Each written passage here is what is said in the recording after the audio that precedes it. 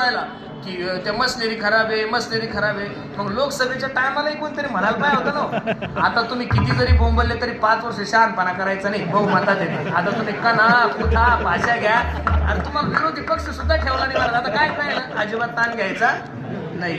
5 वर्षानं तुम्ही का हारले याचं चिंतन करा, बैठका घ्या, हिमालयाचा भजन करा. 5 वर्ष तुम्ही शहाणपणा करायचा. ही वस्तुस्थिती ना महाराज.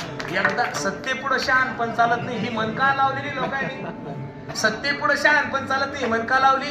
आता तुम्ही असे उघड्याने जरी आंदोलन केले तरी सत्ता बहुमतात काही परिणाम होणार नाहीये. आता फक्त 5 वर्ष तुम्ही काय करा, लोकांना भेटा. परत तुम्ही का पडले याचं हे करा, काय मंथन करा.